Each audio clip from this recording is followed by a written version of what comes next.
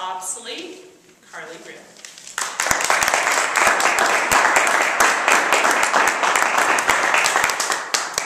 Funny man Art Linkletter once said that there are 4 stages of man.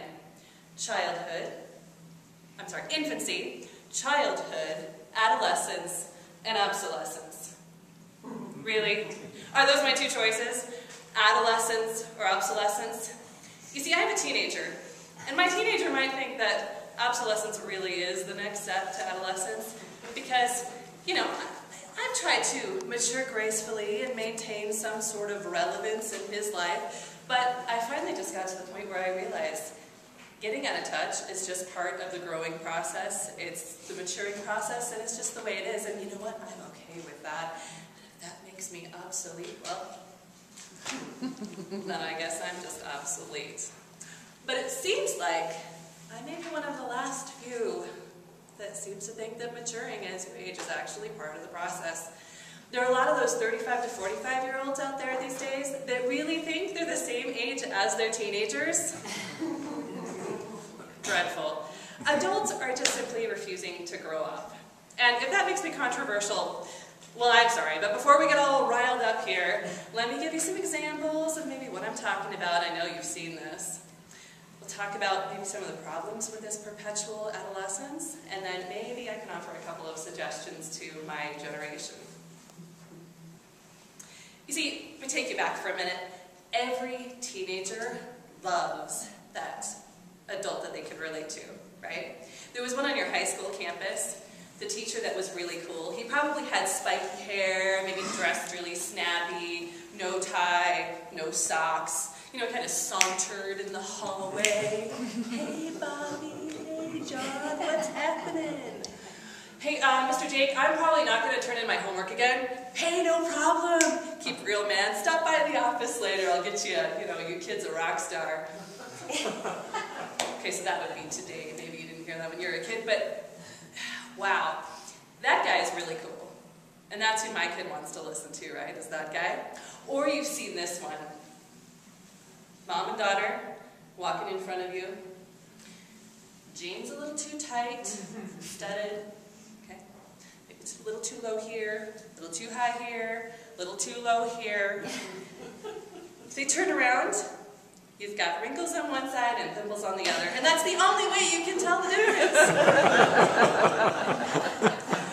Or the 2 guys, right?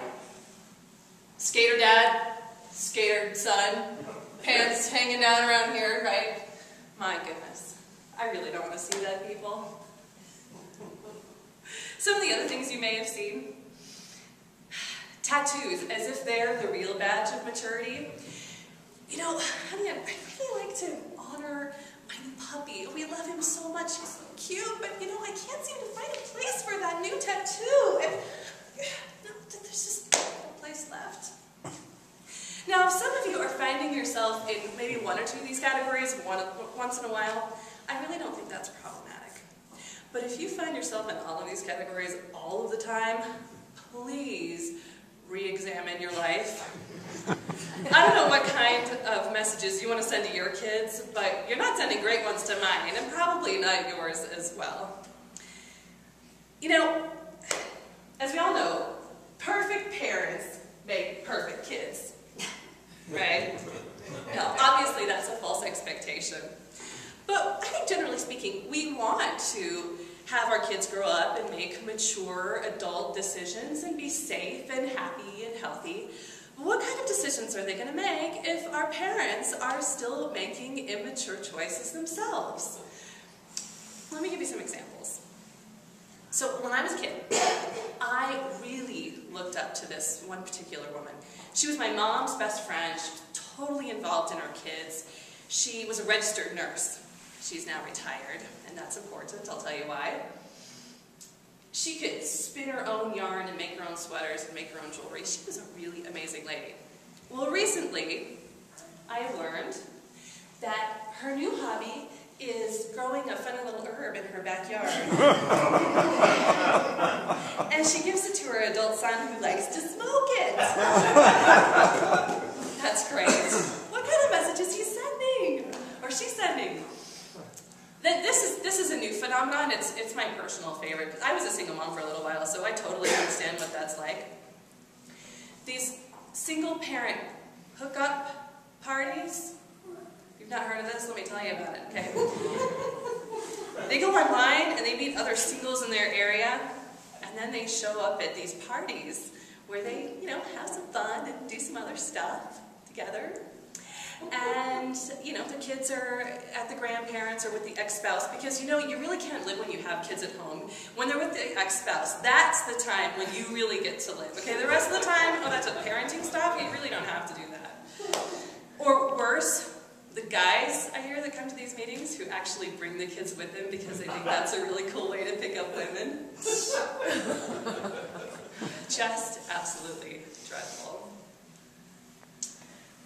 So I know there are a lot of people out there who want to tell you how to live your life, right?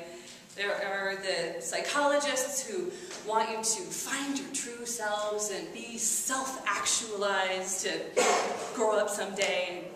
Then, you know, Christians get in on the act too. Christians want you to grow in your faith so you can teach others.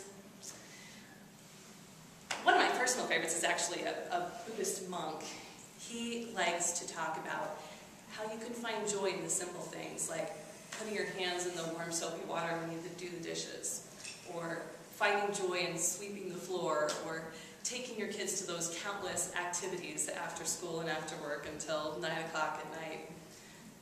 I know these all sound like really boring, dull, painful, maybe even challenging activities or ways to pursue your existence. And your kids may even tell you that you're obsolete or that you're a little bit boring, unyieldingly moral. But you know what? If we expect our kids to grow up someday and make mature adult decisions, shouldn't we also be on that path of perpetual growth? The choice is yours. You can either find a way to grow, or you may as well just tattoo on your forehead, "Where are you at?" The choice is yours.